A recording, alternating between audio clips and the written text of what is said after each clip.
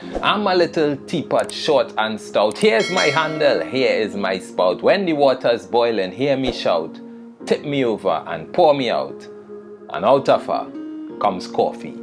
Where's the poetry? In Nadia Batson's Coffee.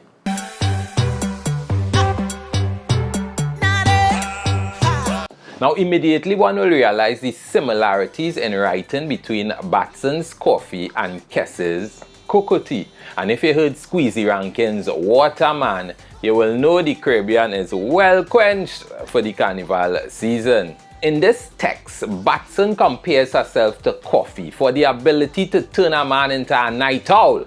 Once he tastes at the right time, the man's eye, the man's eye is now bright, not just one bright, two bright, equivalent to what my parents referred to as a bush baby, a creature I am yet to ever see. But I always imagine that the eyes will be bright. Of course, double entendre is laced throughout the poem, especially in the word up, which is repeated several times in the poem. Look, I had no issues with Batson's metaphor. It was very consistent, giving the short lyric a high level of continuity and no ambiguity. And ambiguity refers to unclearness, right? The first line of the first stanza has a simile as it claims that her body makes the man experience instant insomnia. He is up.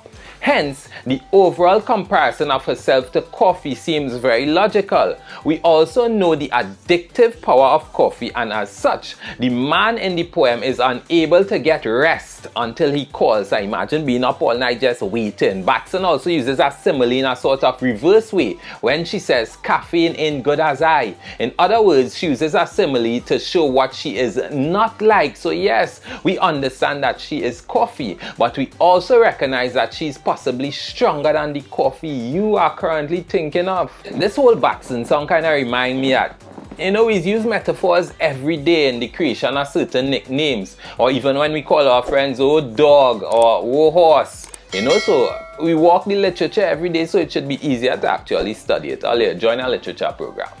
Back to the coffee. She uses some other humorous similes in the second stanza. She says the man is up like heaven and up like high or heights or whatever that word was. We know the cliche, take me to heaven, and how it's applicable in this context of keeping him up. I wanted to use this part though to introduce a device of song. This is alliteration, but a specific type of alliteration.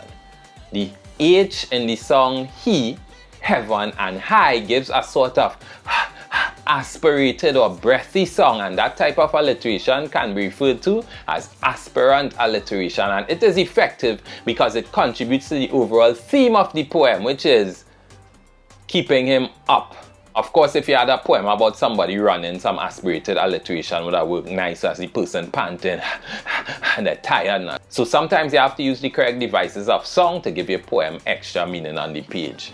Batson's attention to detail is significant, and I think Soca deserves that kind of attention to detail because the songs are short anyway. There are a few stanzas, so why not jump into the details?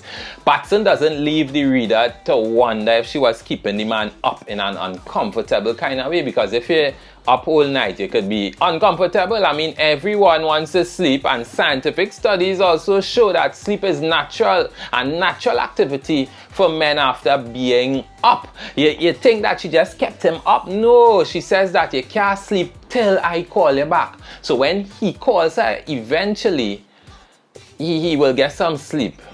He will get some sleep. The lyric is pretty tight, and I give it a 7.9 on the poetic scale. There's the poetry in Coffee by Nadia Batson.